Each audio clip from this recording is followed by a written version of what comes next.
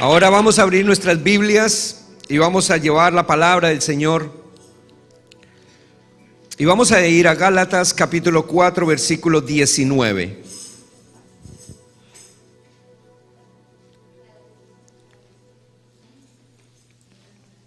Gálatas capítulo 4, versículo 19, dice así la palabra del Señor: hijitos míos, por quienes vuelvo a sufrir dolores de parto, hasta que Cristo sea formado en vosotros.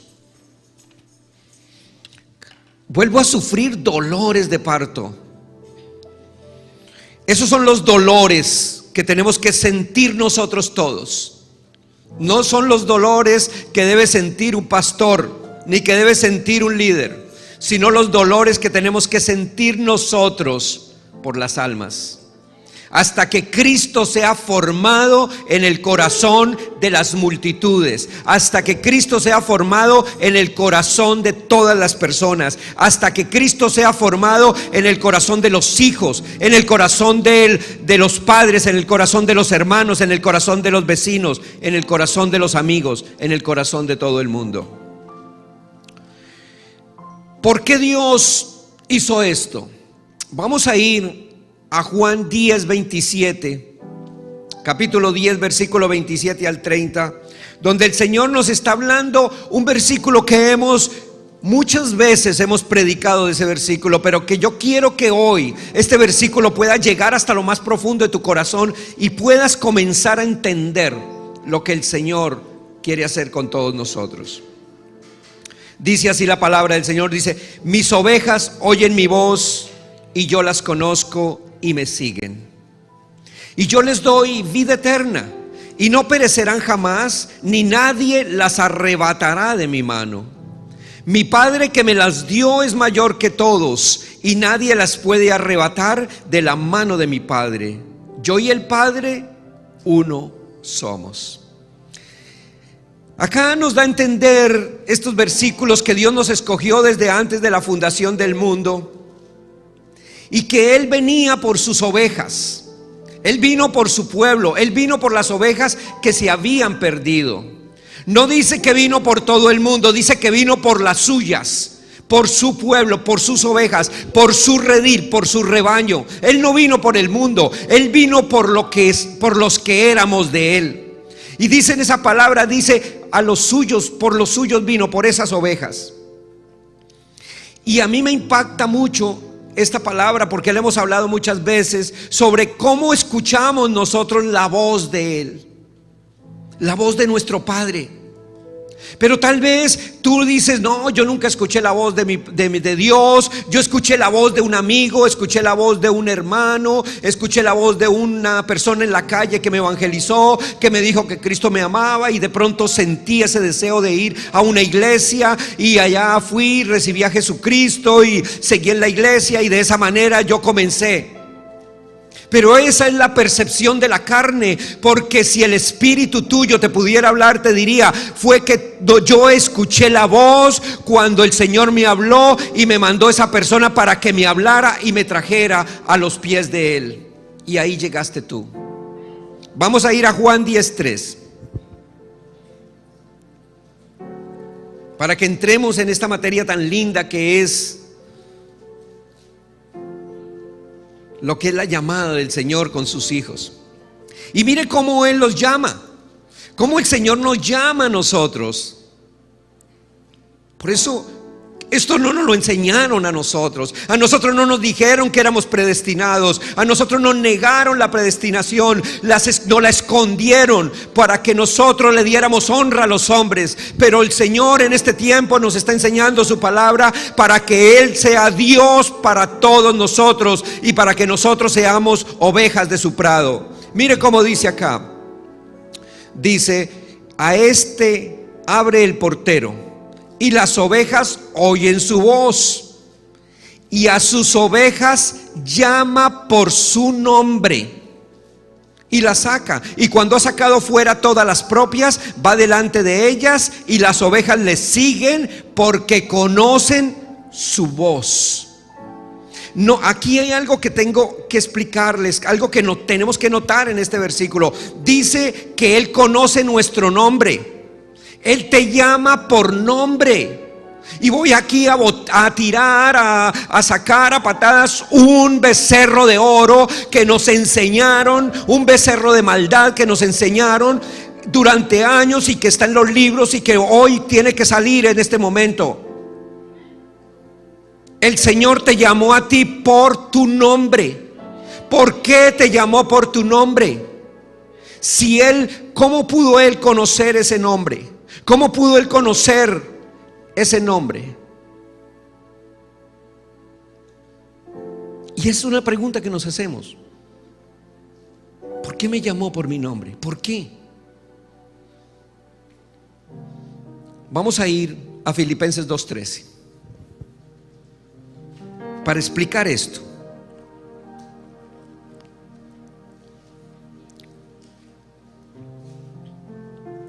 Porque Dios es el que en vosotros produce así el querer como el hacer por su buena voluntad. Produce el querer como el hacer. Entonces, como Dios es el que produce el querer como el hacer, Él le infundió a tu papá y a tu mamá cuando tú estabas en el vientre o cuando ya ibas a nacer. Él le dijo, Él le puso en el corazón de ellos el que te pusieran tu nombre. Tu nombre, fue Dios el que te puso el nombre. Fue Dios, no fue tu papá ni fue tu mamá. Ellos tal vez fueron inducidos porque el Espíritu Santo los guió para que le pusieran el nombre a uno de los hijos de Dios. Pero nos enseñaron una vaca sagrada. Nos dijeron que el nombre de nosotros tenía un significado. Y hay gente que dice, es que mi nombre significa maldición, es que mi nombre significa tal cosa. Yo no quiero que me llamen por mi nombre. No, el nombre que el Señor te puso, ese fue el nombre que el Señor te dio para llamarte, para buscarte, para llamarte a ti. Por eso te llama por tu nombre. Y nos enseñaron de maldiciones, tradiciones, maldiciones generacionales, que no está en la Biblia, no existe eso. Son inventos. Yo he buscado por toda la Biblia, los he buscado. Antes de morir nuestro Señor Jesucristo habían todas las maldiciones porque Él no había venido. Pero cuando Él vino, Él dijo que en la cruz del Calvario, allá clavó, allá destruyó, allá llevó toda maldición, fue rota en la cruz del Calvario. Tú no tienes maldiciones generacionales, tú no tienes ninguna maldición, tú eres un hijo de Dios. Tú eres un hijo de Dios. Y si tú crees que tú traes una maldición, tú estás negando la sangre de Cristo Jesús. Estás negando el Espíritu Santo. Estás negando que el Señor en la cruz del Calvario te salvó, te libró, te purificó. Porque toda maldición fue destruida ya. Si tú estás pasando por un momento difícil ahora en la vida, comience a mirarte en carne cuáles son los errores que has cometido. Porque tú, cuando comienzas a vivir en el Espíritu, la carne se va a un lado. Tienes que aprender a dividir, a separar, como dice la Biblia, que la palabra de Dios es viva y eficaz y más cortante que una espada de dos filos, que parte el alma y el espíritu. Parte esa parte del alma, la parte y la divide en dos. Pero el hombre no ha querido aprender. No nos han enseñado a vivir en el Espíritu. Nos han enseñado a vivir a la par de la carne. Pero yo les digo este día, esta tarde, yo vengo a darles esta palabra y a decirles, no existen maldiciones. Tú tienes que aprender a vivir en el Espíritu y a separar la carne del Espíritu. La carne es totalmente diferente. El Espíritu es el que domina la carne, pero no que la carne domine al Espíritu. Pero cuando hemos aprendido que la carne va igual con el Espíritu y que hay maldiciones, entonces tú crees que todo lo que te pasa a ti viene por una maldición. Soy borracho porque mi padre era borracho. Soy pobre porque mi padre era pobre. Me divorcié porque mi mamá y mi papá se divorciaron. Eso es una mentira. Te divorciaste porque porque quisiste divorciarte. Eres borracho porque te gusta el trago. Por no decir bueno, estamos en la televisión. Pero hermanos, eso han sido excusas del hombre. Esas son las excusas para poder mantener a un pueblo esclavizado. Son excusas. Eso no existe en la Biblia. El Señor nos liberó, el Señor nos purificó, el Señor nos limpió en la cruz del Calvario. Todos los días de tu vida tú tienes que reconocer y decir: Señor, si esta debilidad que yo tengo a este vicio, al chisme, a la mentira, al alcohol, a las drogas, a la pornografía, a la fornicación, al adulterio, a cualquier cosa es una debilidad en tu vida, tú tienes que decir: Señor, tú en la cruz del Calvario y me quitaste esta debilidad, tú allá, Señor, la destruiste. Así que yo declaro que la vida de Cristo Jesús mora en mi cuerpo mortal y que mi cuerpo tiene que obedecerle a mi espíritu. Cuando tú haces eso, estás dividiendo y le estás dando vida al espíritu que el Señor puso en ti. Le estás dando vida porque el Señor, cuando en la cruz del Calvario, te dio vida y vida en abundancia.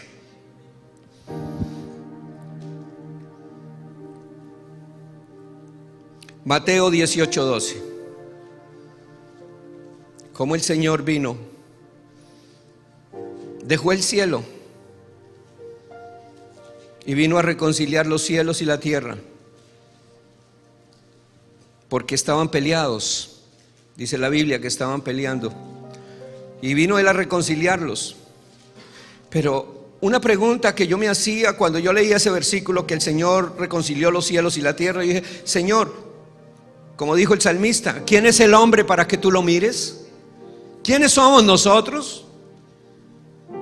Somos tan pequeñitos, tan ínfimos en el mundo. 7,000 millones de personas. Hermanos, somos 7,000 millones de personas en el mundo. Y que el Señor haya escogido a un grupito nomás. ¿Verdad que es algo chistoso y raro? Mateo 8:12 dice: ¿qué os parece? Si un hombre tiene 100 ovejas y se descarría una de ellas, ¿no deja las 99 y va por los montes a buscar la que se había descarriado? Y si acontece que la encuentra, de cierto os digo que se regocija más por aquella que por las 99 que no se descarriaron. Así no es la voluntad de vuestro Padre que está en los cielos, que se pierda uno de estos pequeñitos. El Señor dejó las 99 ovejas en el cielo.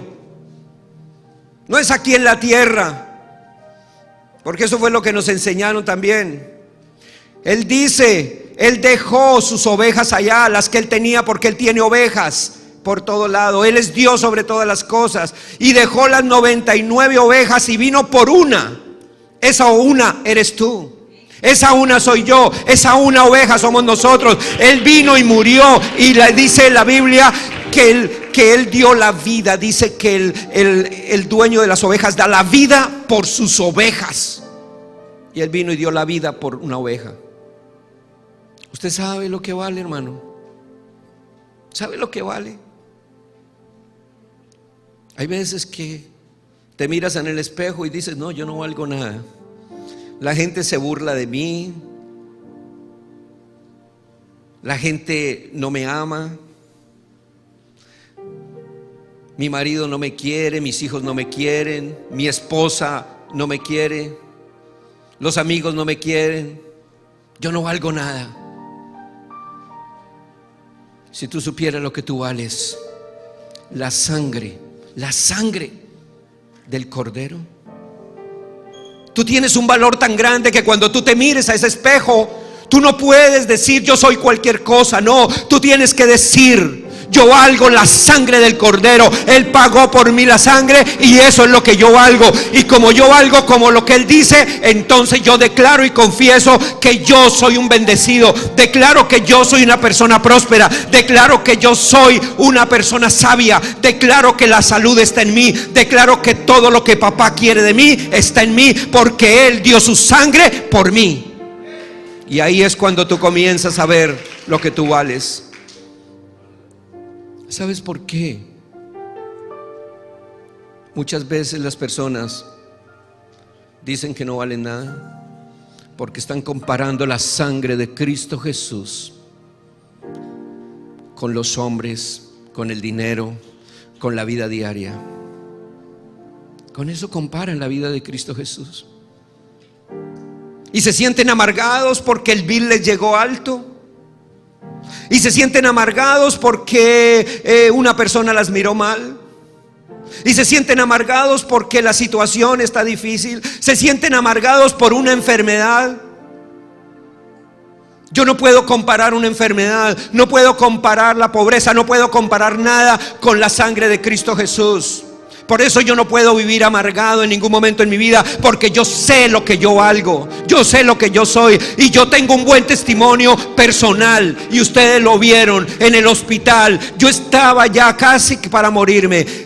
O sea, los médicos dijeron una cosa, el diagnóstico era ese. Yo estaba ya prácticamente desahuciado, pero nunca faltó la sonrisa de mis labios y jamás faltó la palabra para darle a las mismas enfermeras. Siempre decía: yo estoy gozoso, Señor, porque si me voy contigo estaré feliz, y si me quedo estaré feliz. De todas maneras soy feliz porque contigo vivo, Señor.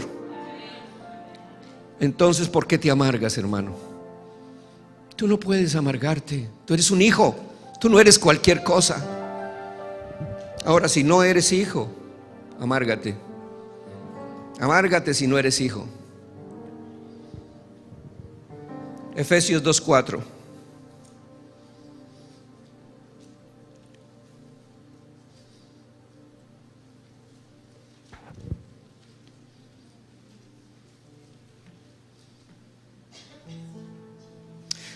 Estaba yo meditando sobre este versículo, sobre esta palabra del Señor que dejó sus ovejas y vino, dejó el cielo, y vino a la tierra y vino a salvar unas ovejas. Él dice: vengo a buscar unas ovejas.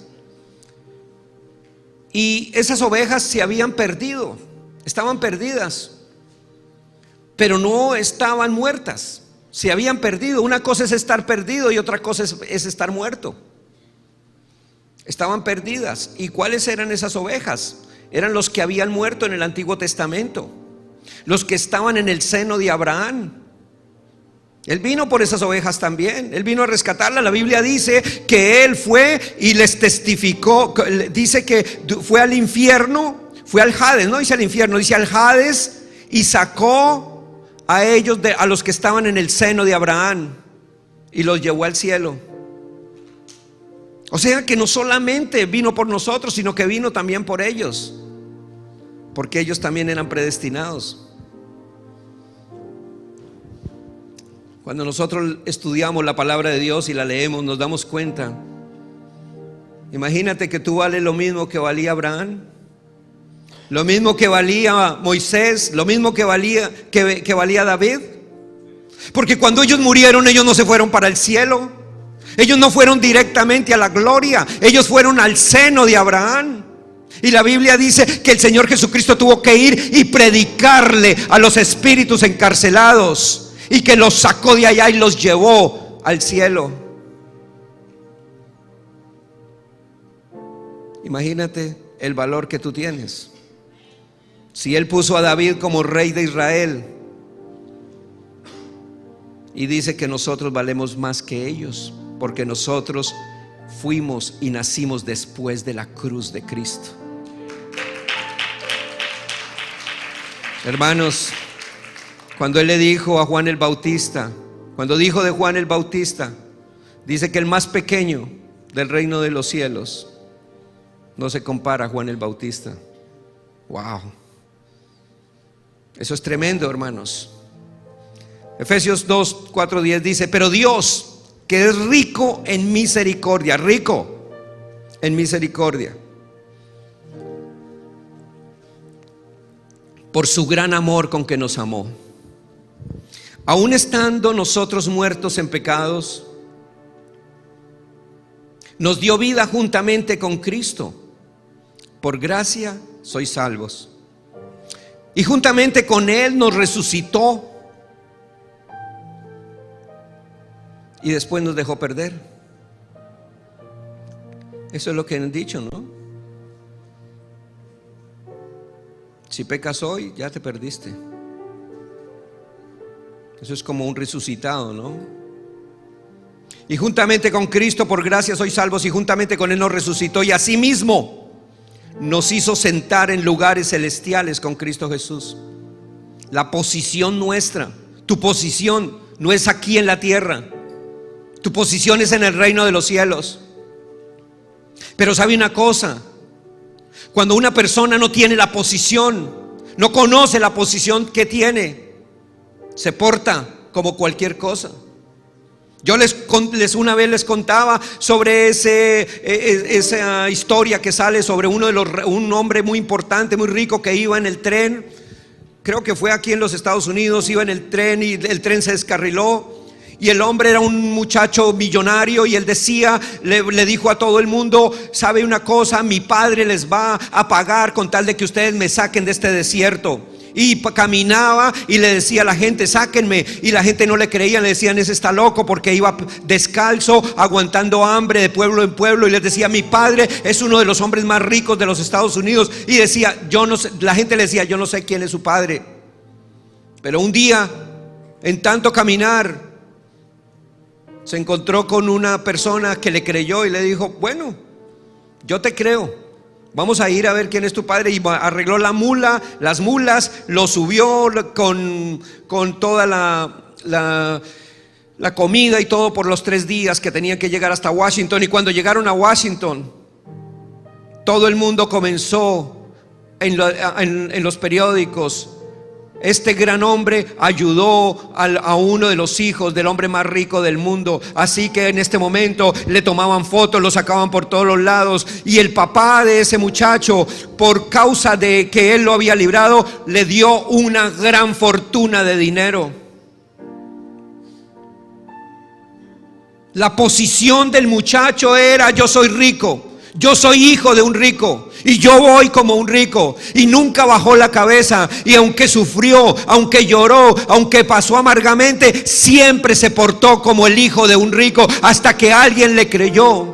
Ahora dice aquí que nosotros estamos sentados junto con Cristo en lugares celestiales. ¿Cuál es la posición tuya? La posición tuya es que tú eres un hijo de un rey, que tú tienes que portarte como el hijo de un rey, que aunque tú sufras ahora, aunque llores, aunque la gente no te crea, no importa. El Señor te va a mandar un día un ángel, 2 ángeles, 3 ángeles, alguien que te va a creer y te va a decir: sí, le creo. El trabajo en el Señor no es en vano. La gente cree: pero yo, ¿por qué le hablo de Dios a cualquier persona? ¿Por qué hablo de Cristo? Cuando tú hablas de Cristo, el Señor está allá anotando. En su reposo está allá: mi hija, mi hija, mi hijo, mi hija, mi hijo, lo que ha hecho, lo que está haciendo, está buscando mis ovejas, está haciendo lo mismo que yo hice. El mandato que yo le di, lo está haciendo mi hijo, lo está haciendo mi hija. Cuando ese hijo o esa hija necesiten algo, ahí está papá diciendo: tómalo, tú lo tienes, tú te lo mereces, es tuyo.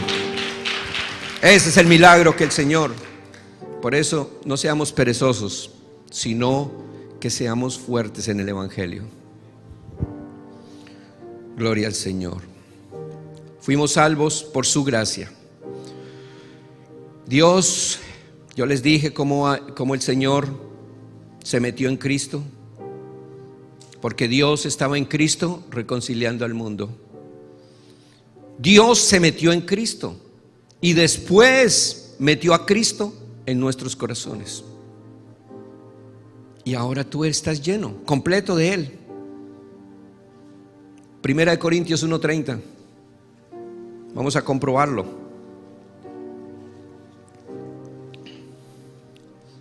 Para que no dudes nunca quién mora en tu corazón. Para que no tengas dudas de que el Espíritu Santo de Dios está en ti. Y que de pronto ha estado tan escondido porque tú no le has dado la prioridad que Él se merece. Porque los afanes de la vida, el rencor, el odio, el deseo del trabajo, las mentiras del mundo han hecho que tú no lo veas. Dice: mas por Él, 1 Corintios 1:30, mas por Él, o sea, por Dios, estáis vosotros en Cristo. Estáis vosotros en Cristo por Él, el cual nos ha sido hecho por Dios sabiduría, justificación, santificación y redención, para que, como está escrito, el que se gloríe, gloríese en el Señor. Hermano, esas cuatro cosas que las he dado en la clase: sabiduría, justificación, santificación y redención, son el paquete completo que está en tu vida. El Señor te los entregó, pero no lo sabías, ¿verdad? Eso es como aquel que se va de la casa un día, no regresa a la casa porque consiguió un buen trabajo, no se volvió a dar cuenta y un día murió. Le cuentan que murió su papá y regresa a visitar la tumba del papá o a visitar a los hermanos, y se encuentra con una gran sorpresa de que el papá había dejado una pequeña fortuna y que esa fortuna es para él, pero no lo sabía. Pero le dijeron al abogado: tiene que avisarle a ese hombre y buscarlo por todas partes del mundo y decirle que él tiene una fortuna. Ese abogado soy yo. El Señor me ha puesto como abogado para decirte que tú tienes una gran fortuna, que el Señor tiene una fortuna para ti gigante, que el Señor tiene algo muy grande que Él te dio. El Señor me puso acá en este ministerio para que yo te explique y te diga: mira, ahí está. Esto no es mío, yo no te lo estoy dando, se lo dejó Él. Él se lo entregó a cada uno de ustedes. Pero tú verás si lo destapas o no, o agarras el testamento y lo botas y dices: no quiero nada de eso. Pero Él ya hizo todo eso por ti. En la cruz del Calvario te entregó la fortuna, en la cruz del Calvario te sanó, en la cruz del Calvario te dio vida y vida en abundancia.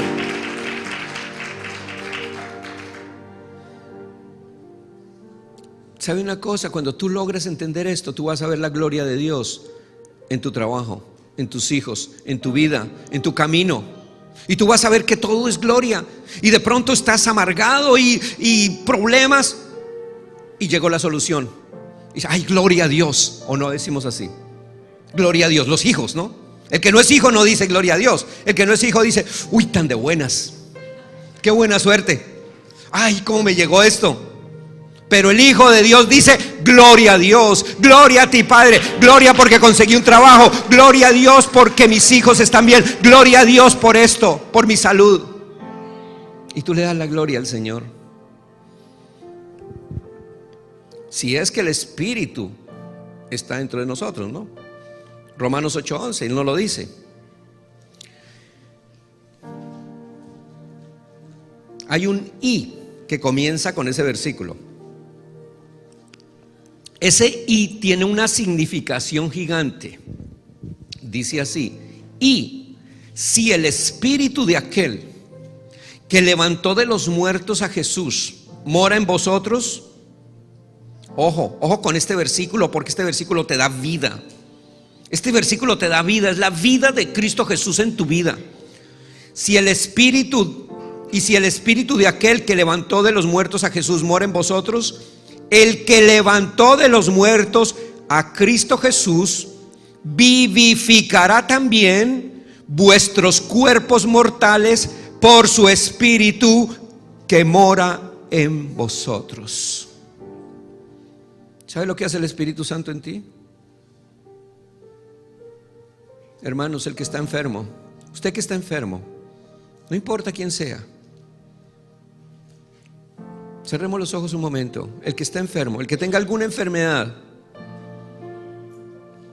solamente dile al Señor en este momento con tu voz: Señor, tu Espíritu mora en mí, y tu Espíritu, Señor, le da vida a mi cuerpo mortal. Y yo declaro, Señor, que a partir de este momento estoy sano totalmente, y que ninguna enfermedad tiene poder sobre mí, que toda enfermedad es una mentira y que tú eres la verdad, Señor. Me declaro sano en el nombre de Jesús. Amén, amén. Colosenses 2:9.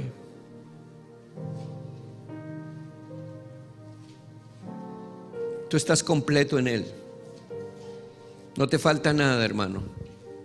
Tú estás completo en Él. Alabanza.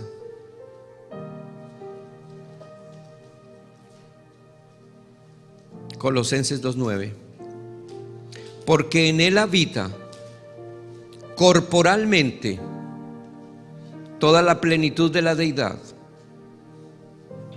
Mire cómo, voy a seguir leyendo versículo a versículo, pero mire cómo dice este 9. Dice, porque en Él habita corporalmente toda la plenitud de la deidad. En Él, ¿en quién? En Jesús, en Cristo. Toda la plenitud de la deidad, todo el poder, todo el Dios con todas sus manifestaciones.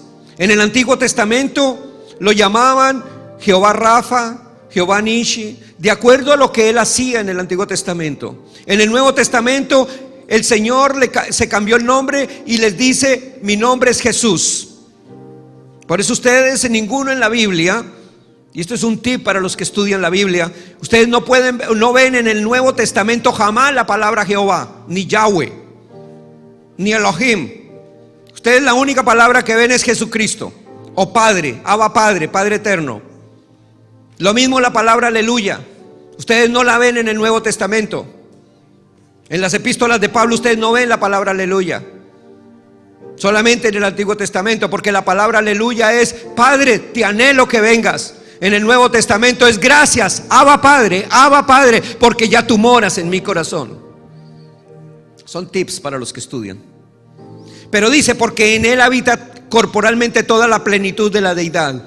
Y vosotros, ¿quiénes son vosotros? Ustedes, nosotros, todos nosotros. Vosotros estáis completos en Él, que es la cabeza de todo principado y potestad. Estamos completos en el Señor. No te hace falta nada. Hermano, yo vengo a darte estas noticias hoy, que tú eres un hijo de Dios y que en ti también está toda la plenitud de la deidad, porque Cristo está en tu corazón. Vamos a ponernos de pie y vamos a adorar a nuestro Dios, porque estamos completos en Él, y vamos a declararnos sanos, libres, poderosos en Cristo Jesús. Sí, hermanos, ustedes van a caminar en esa nueva gloria, esa gloria que el Señor nos ha entregado, esa gloria revelada, hermano, esa gloria revelada. Oye, esa alabanza, si la pueden tocar, vamos a ver esa gloria revelada, esa gloria que el Señor nos está entregando en este tiempo. Un nuevo tiempo, hermanos, un nuevo tiempo por el que Dios, hermanos,